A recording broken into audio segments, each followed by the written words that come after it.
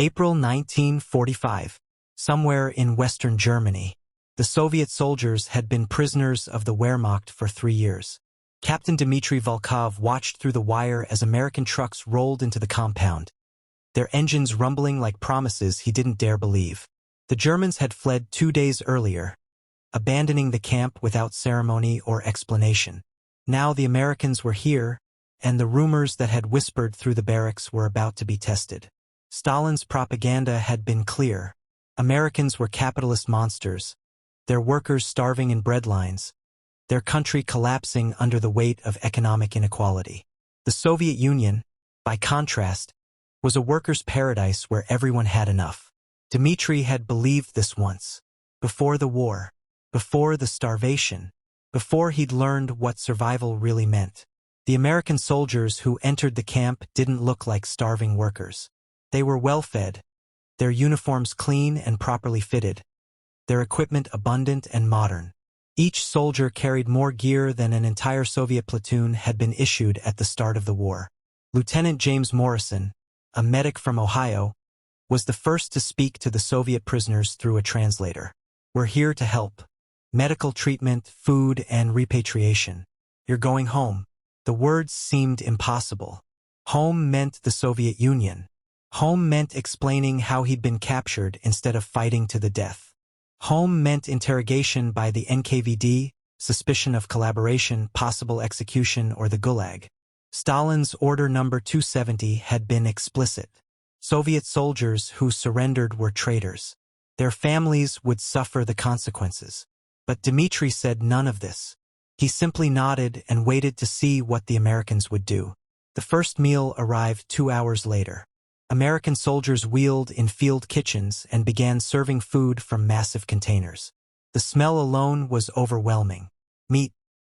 Real meat, not the watery soup or moldy bread the Germans had provided. Potatoes, vegetables, bread that looked fresh and white, not the sawdust-mixed rations they choked down for years. Each Soviet prisoner received a metal tray piled with food.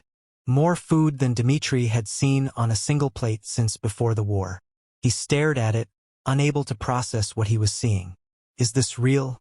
whispered Private Ivan Petrov, a young man from Kiev who'd been captured in 1942. "Or are we dead?" Dmitri didn't answer. He was watching an American soldier nearby, a corporal maybe 20 years old, eating his own meal. The American took a few bites, then casually scraped the remaining food into a waste barrel. Half the plate, just thrown away. Dmitri froze, fork halfway to his mouth. The American corporal had just thrown away more food than a Soviet soldier received in a week. Just discarded it, as if it meant nothing, as if there would always be more. Ivan saw it too. His hand trembled, the fork clattering against the metal tray. "Captain," he whispered in Russian. "Did you see that?" Dmitri nodded slowly, unable to tear his eyes away from the waste barrel. Around them, other Soviet prisoners were beginning to notice. An American private finished his coffee, poured the remaining half-cup onto the ground, and walked away. Another soldier took 3 bites of bread, wrapped the rest in paper, and tossed it into the trash. A sergeant emptied an entire can of condensed milk into his coffee, used maybe a quarter of it, and threw the can away with milk still inside. The Soviet prisoners ate in silence, but their eyes tracked every movement, every discarded scrap, every casual waste of food that would have kept a Soviet family alive for days. "This isn't possible," murmured Sergeant Alexei Karpov, a tanker who'd been captured at Kharkov in 1942. "No country can be this wealthy. This has to be a show. For us, to make us think they're rich." Dmitri wanted to believe that. It would make sense. Stage abundance to demoralize enemy prisoners, make them question their homeland's strength. But something about the Americans' behavior suggested this wasn't a performance. They weren't watching for reactions. They weren't making sure the Soviets noticed. They were just casually wasting food because they had so much that waste didn't matter. After the meal, American medics moved through the prisoners, conducting health examinations. Lieutenant Morrison examined Dmitri with professional efficiency. "Malnutrition," he said through the translator. "Probably vitamin deficiency. Possible tuberculosis will need to test. You weigh about 120 pounds. You should weigh at least 160. Dmitri nodded. The numbers meant little to him. He knew he was starving. They all were. Morrison made notes on a clipboard, then reached into his medical bag and pulled out a bottle of pills. Vitamins, Morrison explained. Take one daily with food. And these, he handed over another bottle, are for parasites, common in POW camps. The casual abundance of medical supplies matched the food. Morrison's bag seemed bottomless. Bandages, medicines, instruments, all in quantities that suggested unlimited supply. When Morrison moved to the next prisoner, Dmitri watched him discard used supplies into a waste bin. Gauze that had touched nothing contaminated. Swabs that could have been sterilized. All thrown away as if they cost nothing. That evening, the Soviet prisoners were housed in former German barracks that the Americans had cleaned and prepared. Each man received blankets, 2 per prisoner, thick wool blankets that were clean and had no holes. In the Soviet army, soldiers often shared blankets. Here they had extras. Private Petrov sat on his bunk, running his hands over the wool. This is softer than anything I owned before the war, he said quietly. My family had 1 blanket for 4 people. We used our coats for warmth in winter. Dmitri understood. Luxury wasn't relative anymore. It was absolute. These American soldiers lived better in the field than Soviet officers lived in garrison. The next morning brought another revelation. Breakfast was served at 0700 hours. The Soviet prisoners lined up, still moving with the mechanical caution of men who'd learned that food could disappear at any moment. The American cooks served eggs, real eggs, not powdered. Bacon, strips of meat that sizzled and smelled like heaven. Toast with butter. Coffee with cream and sugar. Fresh oranges, bright and impossible. Fruit that Dmitri hadn't seen in 5 years. Captain, whispered Karpov, standing beside him in line. I think we've died. This is the afterlife. Dmitri wanted to laugh, but the sound caught in his throat. Because sitting at a nearby table was an American private, maybe 19 years old, who was eating half his breakfast and then standing up to leave. The private scraped eggs, bacon, and toast into the waste barrel. Threw away an entire orange because he apparently didn't want it. Just walked away as if he'd done nothing remarkable. Ivan Petrov made a sound, a strangled gasp that might have been a sob. He started forward, his hand reaching toward the waste barrel, toward the food that had been thrown away, food that could feed his family for days. Dmitri grabbed his arm. Stop. You can't. Ivan turned, his eyes wild. Captain, he's throwing away food. Real food. An orange. Do you know how much an orange costs in Moscow? If you can even find one? I know, Dmitri said quietly. I know, but we can't. We can't let them see us digging through trash. Ivan's breathing was ragged, but he nodded and returned to his seat. They ate in silence. Every Soviet prisoner watching with haunted eyes as American soldiers casually wasted food. One soldier left half a cup of coffee. Another threw away an entire piece of toast because it was slightly burned. A sergeant dumped a portion of eggs because he'd taken too much. The mathematics of it were staggering. Dmitri tried to calculate in his head. If each American soldier wasted even a quarter of his meal, and there were 200 American soldiers in this camp, that was 50 meals worth of food thrown away. Every single day. In the Soviet Union, that waste would feed an entire village. On the 3rd day, Lieutenant Morrison approached Dmitri with a translator. Captain Volkov, we need to discuss repatriation. You and your men will be transported to Soviet liaison officers within 2 weeks. The words hung in the air like a death sentence. Dmitri felt his stomach drop. Repatriation meant going home. Home meant facing Stalin's justice for the crime of survival. Morrison seemed to sense something. His expression softened. I understand this is complicated. Some of you may have concerns about returning. If any man wishes to request asylum, we can facilitate that process. It's not simple, but it's possible. Asylum. The word was foreign, dangerous. Requesting asylum meant admitting you feared your own government. It meant becoming a traitor officially, not just in Stalin's eyes, but in your own. Dmitri shook his head. We will return home. We are Soviet soldiers. Morrison studied him for a long moment, then nodded. I understand. If you change your mind, or if any of your men do, find me. That night, the Soviet prisoners held an unofficial meeting in their barracks. 53 men, all that remained of a unit that had once numbered 300. They spoke in whispers, aware that even among themselves, trust was dangerous. Sergeant Karpov spoke first. I've been watching the Americans for 3 days now. Everything we were told about them was a lie. They're not starving. They're not oppressed. They're not suffering under capitalism. Private Petrov nodded. I watched a soldier throw away an entire pack of cigarettes. He said they were stale. Stale.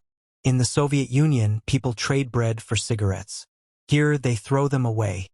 Another prisoner, a lieutenant named Sokolov who'd been captured in 1943, leaned forward. It's not just food. It's everything. Their trucks all run. Their weapons are all maintained.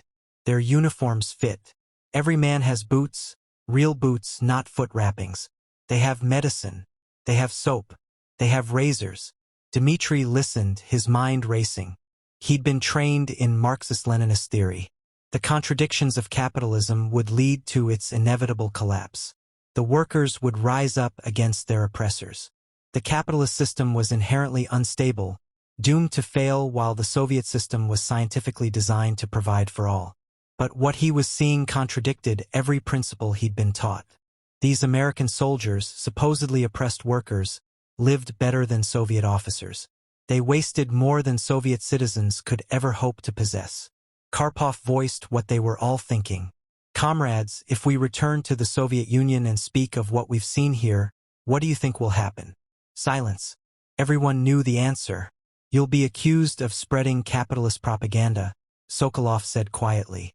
You'll be accused of being corrupted by the enemy. You'll disappear. Another prisoner, a young man named Fedorov, spoke up. Then we don't speak of it. We go home. We say nothing. We survive. But can you forget it? Dmitri asked. Can any of you forget what you've seen? Can you go back to ration cards and communal apartments and propaganda about American starvation, knowing what you know now? The question hung in the darkness. No one answered, because the answer was too dangerous to speak aloud. The following morning, Dmitri watched an American supply truck arrive. Soldiers unloaded crates marked with English words he couldn't read. The translator, a young Russian-American corporal named Pavel Grigoriev, stood nearby. What's in those boxes? Dmitri asked. Grigoriev glanced at the markings. Rations, canned goods, coffee, cigarettes, more supplies for the camp. They arrive every 3 days. Every 3 days, Dmitri repeated. This much food? Grigoriev nodded. Sometimes more. It depends on how many prisoners we're housing. Back home in Chicago, my mother shops at a grocery store twice the size of this entire camp. Shelves from floor to ceiling, all food. Meat, vegetables, fruit, bread, everything you could want. Dmitri stared at him. You're lying. Grigoriev's expression didn't change. No, Captain. I'm not. My father works in a factory. We live in a small apartment, nothing fancy. But we eat meat 3 times a week. We have a refrigerator that keeps food cold. We have electricity and running water. We own a car. A car. Private citizens owning cars was something Dmitri had only seen in propaganda posters mocking American decadence. Personal automobiles were luxuries reserved for party officials in the Soviet Union. Grigoriev continued. I know what you're thinking. I visited the Soviet Union in 1939 with my parents. We saw Moscow, Leningrad. We met relatives who'd stayed behind when my grandparents emigrated. Captain, they were starving. Not because of war. This was peacetime. They were starving because the system doesn't work. The collective farms don't produce enough. The factories don't produce enough. The whole system is built on lies. Dmitri felt anger flash through him. You're a traitor. You betrayed your heritage. Grigoriev shook his head.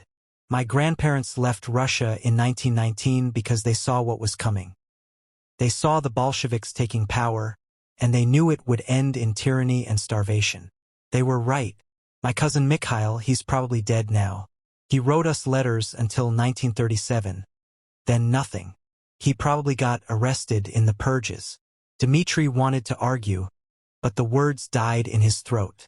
Because he remembered 1937, the Great Terror, entire units purged, officers arrested in the middle of the night, never seen again, friends who disappeared, neighbors who vanished, everyone terrified that a single wrong word would mean death. How many good men were shot as spies or saboteurs? Grigoriev asked quietly. How many were sent to the Gulag for nothing? And how many of those men were better soldiers than the incompetent yes-men who replaced them? That was different, Dmitri said, but his voice lacked conviction. That was eliminating enemies of the state.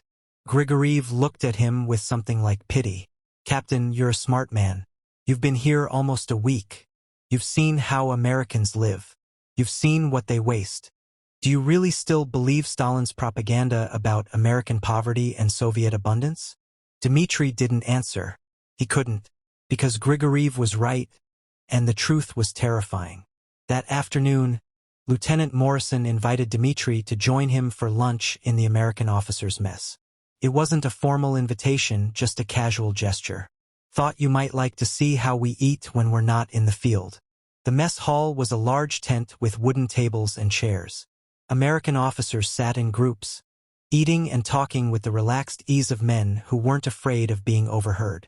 No one was watching for NKVD informants. No one was choosing words carefully to avoid accusations of defeatism. The food was served cafeteria style. Officers moved through a line, picking items from various stations. Dmitri followed Morrison, watching in disbelief as each station offered multiple choices. Meat station, roast beef or fried chicken. Vegetable station, green beans, carrots, or corn. Starch station, mashed potatoes, rice, or bread. Dessert station, pie or cake. Choice. The concept was foreign. In Soviet mess halls, you ate what was served. There was no choosing. Morrison noticed his hesitation. Take whatever you want, Captain. Take as much as you want. If you're still hungry after, you can go back for seconds. Dmitri filled his tray mechanically, still processing the abundance. They sat at a table near a window. Morrison ate with the distracted efficiency of a man who did this every day.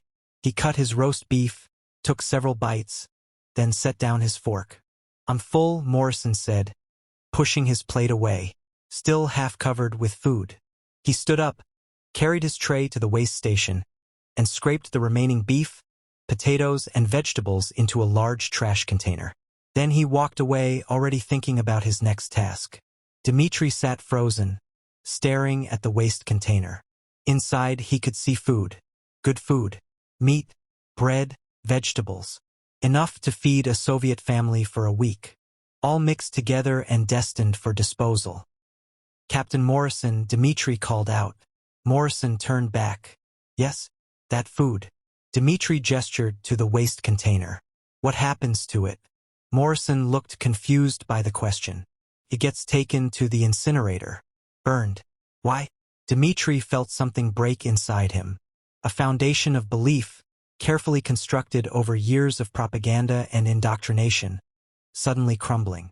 Because back home, such waste was unthinkable. Criminal. Traitorous. In the Soviet Union, wasting food meant depriving the people. It meant you were an enemy of the state. Here, it meant nothing at all. Morrison seemed to understand something in Dmitri's expression. He sat back down. Captain, I need to tell you something, and I need you to hear it. Not as propaganda, but as truth. The average American worker eats better than I've seen Soviet officers eat. American children drink milk every day. Real milk, not watered down or rationed. American families own cars, radios, washing machines. They have electricity and indoor plumbing. They go to movies for entertainment. They buy new clothes when they want them, not when ration cards allow. Dmitri's hands were shaking. You're describing paradise. Paradise for the wealthy. Morrison shook his head. I'm describing normal life for a factory worker in Detroit or a farmer in Iowa. Not the rich. Not the elite. Normal people. That evening, Dmitri sat alone in the barracks, staring at his hands. They were shaking, not from fear, from rage and grief and a betrayal so profound he had no words for it. Everything was a lie. Every speech Stalin had given about American poverty. Every propaganda poster showing starving American workers. Every report about bread lines and unemployment and capitalist oppression. All lies. He thought about his childhood. Growing up in a communal apartment in Moscow, 6 families sharing one kitchen, one bathroom. Standing in line for hours to buy bread with ration cards. Wearing the same clothes year after year until they fell apart. Watching his mother weep quietly when there was no food for dinner. Being told it was temporary. That sacrifices were necessary to build socialism. That soon the Soviet Union would surpass the decadent West. He thought about his military service. Officers living only slightly better than enlisted men. Equipment that broke down constantly. Vehicles that lacked spare parts. Soldiers sharing rifles because there weren't enough to go around. Being told it was strategic that Soviet doctrine emphasized different strengths. He thought about the propaganda films he'd watched. Americans depicted as miserable wage slaves, exploited by cruel industrialists, living in squalor while the rich grew fat. Soviet workers shown as happy and prosperous, building a glorious future. And he thought about what he'd seen in the past week. Americans throwing away more food than Soviet citizens could dream of possessing. Private Petrov approached quietly. "Captain, are you all right?" Dmitri looked up. His face must have shown something terrible because Petrov stepped back. "Captain Volkov?" "I'm fine," Dmitri lied. Then, because the lie was too heavy to carry alone, he spoke the truth. "No, I'm not fine. None of us are fine. We've been lied to our entire lives." Petrov sat down slowly. "I know. What do we do?" Dmitri had no answer. Because what could they do? Return to the Soviet Union and pretend they hadn't seen what they'd seen? Lie to their families about American poverty? Watch their children go hungry while knowing that American children drank milk every day? Request asylum and become traitors, never seeing their families again, living the rest of their lives as men without a country? The choice was impossible, and it was a choice that thousands of Soviet prisoners were facing across Europe. Some would return home and keep silent, carrying the knowledge like a cancer. Some would speak and be arrested. Some would request asylum and spend decades wondering if they'd made the right decision. Dmitri stood and walked to the window. Outside, he could see American soldiers playing baseball, a game he didn't understand. They were laughing, shouting, completely at ease. Young men who would go home after the war to houses with electricity and indoor plumbing. To jobs that paid enough to buy cars and radios. To lives that Soviet propaganda had insisted were impossible under capitalism. Lieutenant Sokolov appeared at his shoulder. "I've made my decision," he said quietly. "I'm requesting asylum." Dmitri turned to him. "You understand what that means?" Sokolov nodded. "It means I'll never see my family again. It means my wife and children will be questioned by the NKVD. It means I'm a traitor. But Captain, I cannot go back and pretend I believe the lies anymore. I can't watch my children starve while Communist Party officials eat well and tell us we're building paradise." Over the next 3 days, 7 Soviet prisoners requested asylum. 7 men out of 53. The others, including Dmitri, chose repatriation. Not because they believed anymore, but because leaving meant abandoning families to Stalin's revenge. The mathematics of loyalty were cruel and precise. Lieutenant Morrison processed the asylum requests with quiet efficiency. He seemed to understand the weight of each decision. To the men returning to the Soviet Union, he offered advice. "Be careful what you say. Don't speak about what you've seen here. Tell them you were well treated but saw nothing remarkable. Survival means silence." Dmitri appreciated the honesty. Morrison wasn't pretending that going home was safe. He knew what awaited returning Soviet prisoners. Interrogation, suspicion, possible arrest. But he also understood that some men had families worth dying for. The final days in American custody felt surreal. The Soviet prisoners continued eating American food, continued watching American waste, continued witnessing abundance that contradicted everything they'd been taught. Sergeant Karpov sat with Dmitri on the last evening before repatriation. "I've been doing calculations," he said quietly. "Based on what I've seen here, American industrial capacity is approximately 10 times greater than ours. Maybe more. Their soldiers have better equipment, better food, better medicine, better everything." Dmitri nodded. He'd reached similar conclusions. "And if war comes between the Soviet Union and America?" Karpov asked. "We lose," Dmitri said flatly. "We lose badly. Even with our population advantage, even with our tank production, even with everything we've built. We lose." Because Karpov leaned forward. "Because they can waste more resources than we can produce." Exactly. The concept was staggering. A nation so wealthy that its waste exceeded another nation's production. That was the true measure of the disparity. Not just that Americans had more, but that they had so much more that they could afford to discard value without consequence. The next morning, Soviet liaison officers arrived to collect the prisoners. They were NKVD, everyone knew it instantly. The dead eyes, the watchful expressions, the way they looked at returning prisoners with automatic suspicion. Captain Volkov, one of the officers, said in Russian, "You will give me a complete report on your capture, your treatment by the Germans, and your liberation by American forces." "Yes, comrade," Dmitri replied automatically. The officer's eyes narrowed. "You look well fed. The Americans fed you?" "Yes, comrade. Standard rations." The officer made a note. "We will discuss this in detail later." The threat was implicit. Being well fed by the enemy suggested collaboration. Accepting enemy food suggested weakness. Everything could be twisted into evidence of betrayal. Dmitri glanced back at the American compound one last time. Lieutenant Morrison stood near the gate, watching. He raised his hand in a brief salute. Dmitri returned it, then climbed into the Soviet truck. As they drove away, Private Petrov whispered, "Captain, what do we tell them? The truth?" Dmitri shook his head. "We tell them nothing.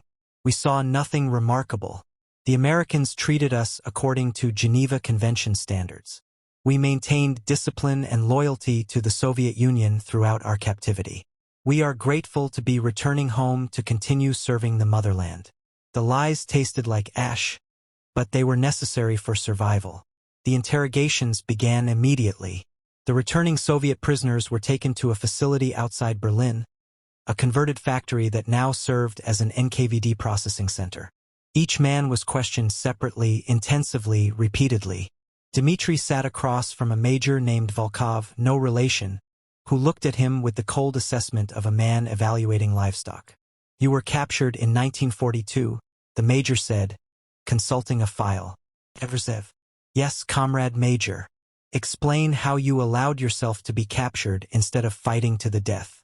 Dmitri had prepared for this. He recited the details mechanically.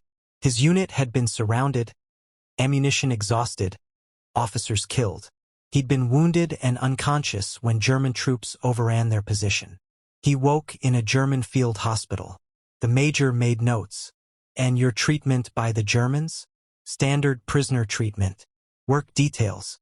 Limited rations. Medical care for serious injuries only." The major's eyes narrowed. "You look healthy. Too healthy for 3 years in German captivity." "The Americans fed us well after liberation," Dmitri said carefully. "According to Geneva Convention standards." "What did they feed you?" "Standard military rations. Canned goods. Bread." Dmitri chose his words carefully, saying nothing about the abundance. Nothing about the waste. Nothing about Americans throwing away more food than Soviet soldiers received in a week. "Did the Americans interrogate you?" "Yes, comrade major. Medical examinations and basic questions about our units and capture." "Did they ask about Soviet military capabilities? Tactics? Equipment?" "Basic questions only. Nothing detailed. They seemed more concerned with our health than with intelligence gathering." Another note. This was dangerous territory. The major was looking for any hint of collaboration, any suggestion that Dmitri had provided information to the enemy. "And did you provide them with information?" "Only what was required by Geneva Convention. Name, rank, unit. Nothing of strategic value." The interrogation continued for 2 hours. The same questions repeated from different angles, checking for inconsistencies, testing for lies, looking for evidence of betrayal. When it finally ended, the major leaned back. You will be assigned to a labor battalion. Your service record will note your capture. Promotion is unlikely. Party membership is suspended pending review. You will submit monthly reports on your loyalty and dedication to the Soviet Union. Any contact with foreigners must be reported immediately. Dmitri nodded. He understood. He would spend the rest of his military career under suspicion. His capture had marked him permanently as potentially disloyal. In Stalin's Soviet Union, survival was itself suspicious. The other returning prisoners faced similar treatment. Private Petrov was sent to a penal battalion, essentially a death sentence. He would be given the most dangerous assignments until he was killed in action, thus redeeming his honor. Sergeant Karpov was assigned to a labor camp in Siberia, not as a prisoner but as a guard. Isolated from normal society, useful but contained. Over the following months, Dmitri learned that several of the men who'd returned had been arrested on various charges. Collaboration, spreading anti-Soviet propaganda, defeatism. They disappeared into the Gulag system, never to be seen again. Dmitri was assigned to a labor battalion stationed near Smolensk, rebuilding infrastructure destroyed during the war. The work was hard, the conditions harsh, but he was alive. That counted as success. He shared a barracks with other men marked by suspicion. Former prisoners, soldiers who'd been surrounded and escaped, officers who'd lost battles. All of them tainted by failure or survival. They didn't speak about their experiences. Everyone knew the walls had ears. NKVD informants were everywhere, watching for signs of disloyalty. But late at night, when exhaustion made men careless, whispered conversations happened. "Have you been back to Moscow?" Another former prisoner asked quietly one night. Dmitri nodded. "Last month. Family visit." "What was it like?" Dmitri thought carefully before answering. "Hard. The ration cards. The lines. The shortages. Everything we were told was temporary in 1943 is still temporary in 1945. The other man, a sergeant named Orlov, laughed bitterly. "Temporary is permanent. The Soviet way." There was silence for a moment, then Orlov spoke again. "Did you see the Americans? When you were liberated?" "Yes." Orlov's voice dropped to barely a whisper. "Did they really throw away food?" Dmitri closed his eyes. The memory was still painful.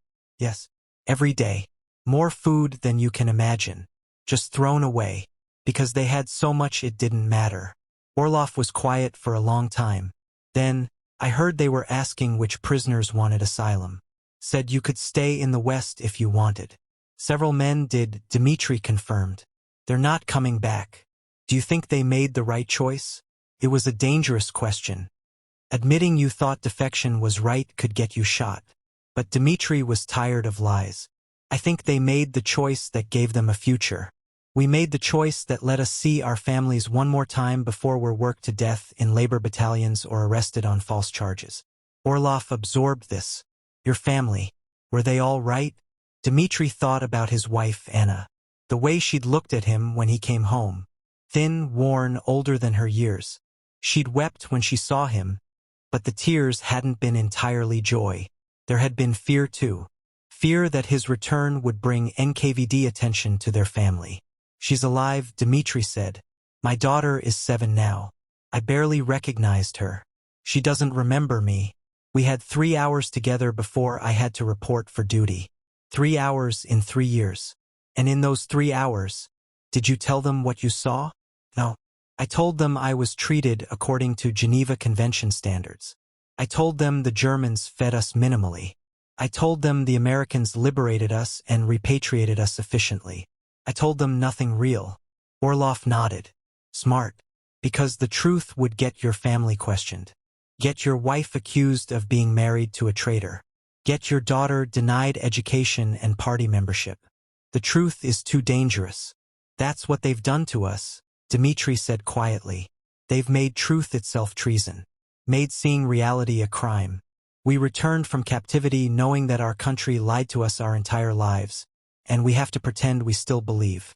The years passed slowly. Dmitri worked his labor assignments, submitted his loyalty reports, kept his head down. He watched the Soviet propaganda machine continue churning out lies about American poverty and Soviet prosperity. Newsreels showed happy workers building socialism. Posters dépictaient capitaliste exploitation. Radio broadcasts described bread lines in American cities. And every single day, Dmitri remembered watching American soldiers throw away food.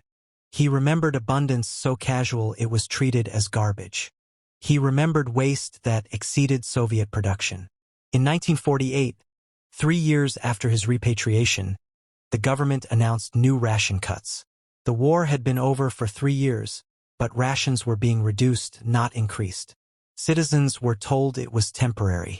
Sacrifices were necessary to rebuild the motherland. Dmitri stood in line for bread with his ration card, watching people who looked tired and hungry and resigned. An old woman in front of him collapsed from malnutrition. People helped her up, gave her their place in line. Small kindnesses in a system of scarcity. He thought about American grocery stores that Corporal Grigoriev had described. Shelves from floor to ceiling all full. Meat and milk and vegetables and fruit. No ration cards. No lines. Just abundance available to anyone with money to pay. The propaganda said this was capitalist exploitation. That American workers were wage slaves. That only the rich could afford food. But Dmitri had seen American privates, the lowest-ranking soldiers, throwing away more food than Soviet officers received. He'd seen enlisted men with personal possessions that Soviet generals couldn't obtain. The lies were obvious once you knew the truth. But knowing the truth changed nothing. You still stood in line. You still accepted reduced rations. You still nodded when party officials explained that prosperity was coming soon. Because questioning meant arrest. Doubt meant treason. In 1950, Dmitri was finally discharged from the labor battalion. His service was complete. His punishment for surviving was over. He returned to Moscow and found work in a factory, his officer rank and education useless after his capture.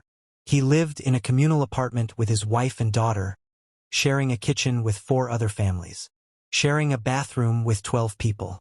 The apartment had electricity 3 hours per day, heat when the government allocated coal, running water on Tuesdays and Saturdays. His daughter, now 12, asked him one evening about the war. "Father, did you see America?" The question stopped him cold. His wife's expression showed fear. They both knew that this conversation was dangerous. "No," Dmitri said carefully. "I saw American soldiers briefly when I was liberated. That's all." What were they like? They were soldiers, like any soldiers. But I heard they're very rich.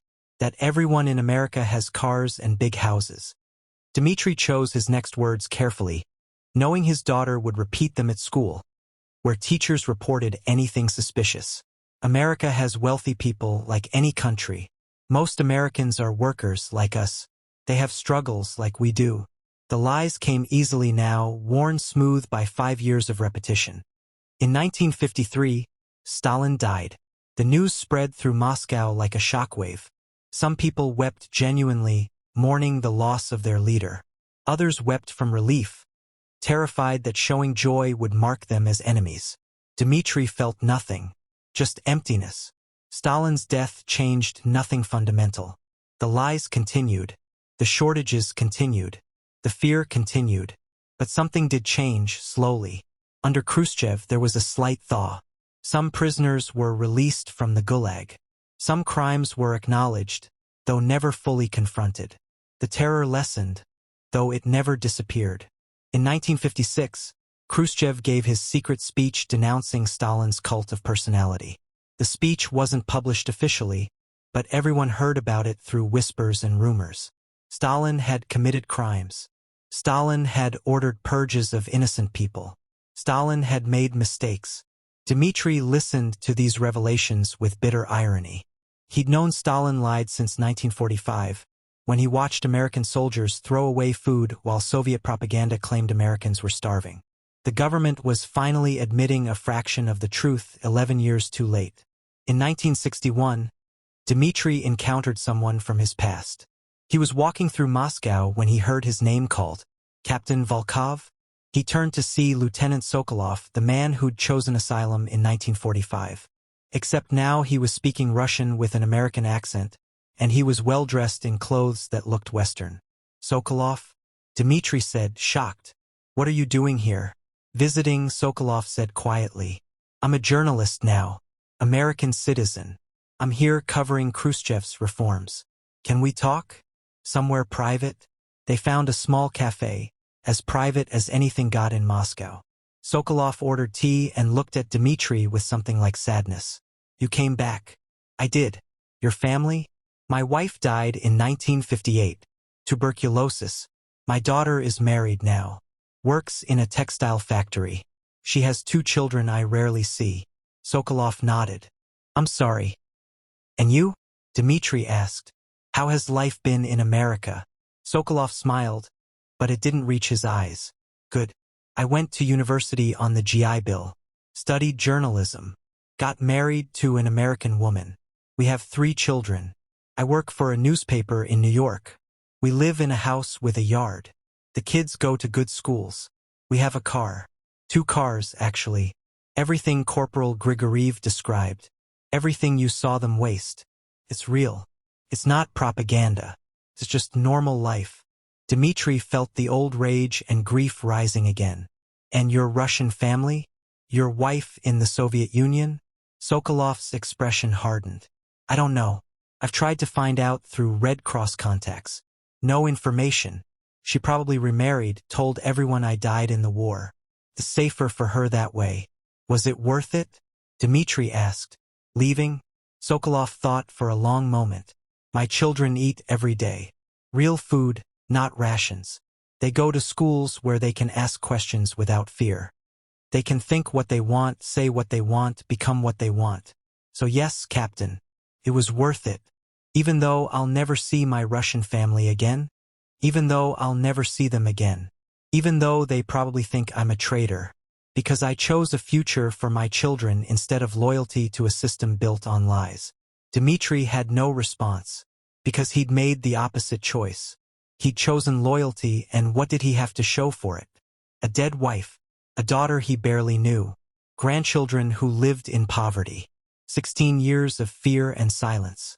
Sokolov leaned forward. Captain, I need to ask you something. And I need you to be honest. Do you still believe in the Soviet system? Do you still believe communism will create a better world? Dmitri looked around the cafe, checking for listeners. The habit was so ingrained he couldn't stop. Then he met Sokolov's eyes and spoke the truth he'd carried for 16 years. I stopped believing in April 1945.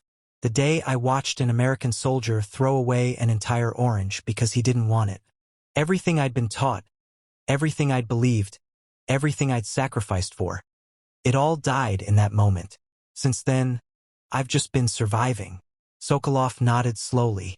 There are millions like you, Soviet citizens who've seen glimpses of the outside world and realized the truth. Soldiers who fought in Europe. Officials who traveled abroad. Scientists who read Western journals. All of you carrying the knowledge that the system is failing, but too afraid to say it. How long can that last? Dmitri asked. How long can a society function when everyone knows the government is lying but no one can admit it? Sokolov shrugged. I don't know. Maybe decades. Maybe it collapses tomorrow. But Captain, it will collapse. Systems built on lies always do. The only question is how many people will suffer before it happens. They talked for 2 more hours, carefully, aware they were probably being watched.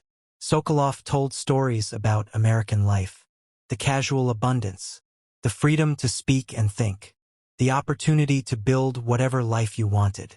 And Dmitri told stories about Soviet life. The constant shortages. The fear.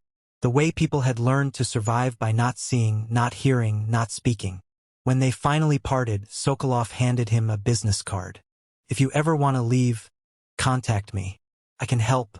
There are programs for refugees, defectors, people who want asylum. It's not easy, but it's possible. Dmitri pocketed the card but shook his head. I'm too old now. Too tired.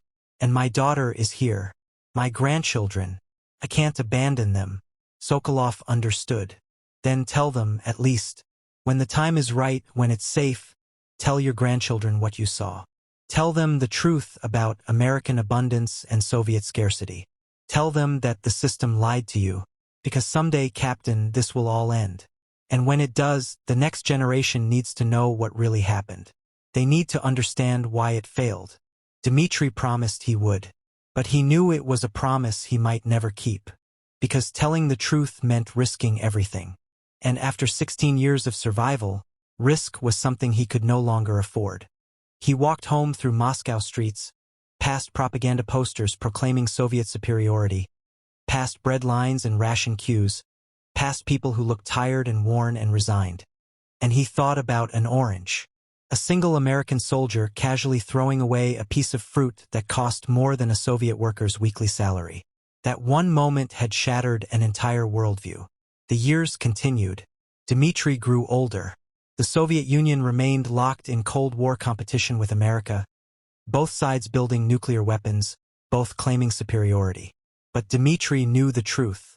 He'd seen it with his own eyes in 1945. The competition was already over. America had won before it even started. In 1975, at age 63, Dmitri attended his granddaughter's wedding. She was marrying a young engineer, a bright young man with party membership and good prospects. During the reception, held in a communal hall with limited food and watered-down vodka, the engineer talked enthusiastically about Soviet achievements. We've matched America in nuclear weapons. We've surpassed them in space exploration. Soon we'll overtake them in industrial production. The glorious future is nearly here. Dmitri's daughter, sitting beside him, touched his arm gently. She'd learned over the years to read his expressions. She knew when the propaganda was becoming too much for him to bear. "Father," she whispered, "don't." But Dmitri was tired. Tired of lies. Tired of silence. Tired of watching another generation swallow the same propaganda he'd once believed. "No," he said quietly. "That's not true." The engineer stopped talking. Everyone at the table turned to look. "Dmitri," his daughter said, her voice tight with fear. "Please, what do you mean, grandfather?"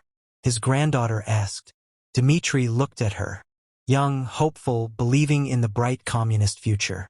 Just as he had once believed. I've seen America. I've seen how Americans live. And we will never match them. We will never surpass them. Because the system doesn't work. The engineer's face hardened. "Comrade, that's defeatist talk. That's exactly what the capitalists want us to believe." Dmitri laughed, a sound without humor. "In 1945, I watched American soldiers throw away more food in one day than Soviet citizens see in a month. I watched them waste resources like they meant nothing. Not because they were rich capitalists, but because they were ordinary soldiers. The system we've built is based on scarcity and lies. Their system, for all its flaws, produces abundance." The table was silent. His daughter's face showed terror. The engineer looked like he was calculating whether to report this conversation. But Dmitri couldn't stop now. The words had been locked inside for 30 years. "I was liberated by American forces. I saw how they lived, how much they had. And then I came back here and listened to 30 years of propaganda about how Americans are starving and we're prosperous. It's all lies. Every word of it." The engineer stood up. "I think you've had too much to drink, comrade. You should rest." He gestured to others at the table, and several men helped Dmitri to his feet, guiding him out of the hall.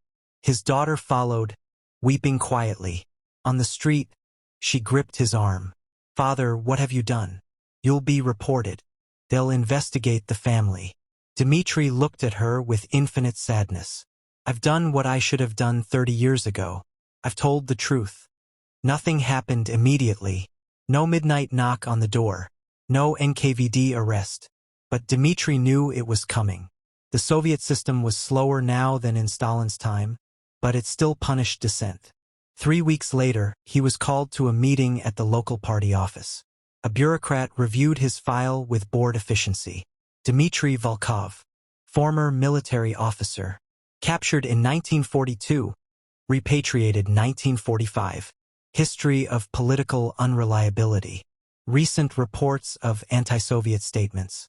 You will be removed from your factory position. Your pension will be reduced. Your family's housing allocation will be reviewed. You are prohibited from attending public gatherings. Any further anti-Soviet statements will result in criminal charges. It was a light sentence by Soviet standards. Perhaps because Dmitri was old and no longer important. Perhaps because the system was tired too, grinding to a slow halt under the weight of its own contradictions. He returned home and told his daughter. She wept, but there was resignation in her tears. She'd known this would come eventually. Father, she said quietly, was it worth it? Telling the truth? Dmitri thought about that question. He'd lost his job, his pension, his social standing. His family would suffer consequences for his honesty. Was it worth it? I don't know, he admitted. But I couldn't stay silent anymore. Couldn't watch another generation believe the same lies. Your children deserve to know the truth. She looked at him with something like understanding. Then tell me everything you saw in 1945. Everything you've kept hidden for 30 years. So he did. He told her about the American camp. About the abundance. About soldiers throwing away food. About medical supplies used once and discarded. About the casual waste that exceeded Soviet production. About Lieutenant Morrison and Corporal Grigoriev and the glimpse of a world where ordinary people lived better than Soviet officials. He told her about the choice he'd made. Returning home instead of requesting asylum. Choosing loyalty over truth. Choosing family over freedom. And he told her about the 30 years of silence that followed. The weight of knowing the system was built on lies. The exhaustion of pretending to believe. The slow death of hope. When he finished, his daughter sat quietly for a long moment. Then she spoke. Father, I need to tell you something. We know. My generation. We've always known. We see the shortages. The lines. The propaganda that doesn't match reality. We watch foreign films on black market videos. We listen to Radio Free Europe on hidden radios. We know the system is failing. We just don't know what comes next. Dmitri felt something like relief. If the next generation already understood, then perhaps his silence hadn't mattered. Perhaps the truth had been spreading anyway, through 1,000 small revelations and quiet doubts. Maybe the system would collapse not through revolution, but through accumulated disbelief. Dmitri Volkov died in 1983, at age 71.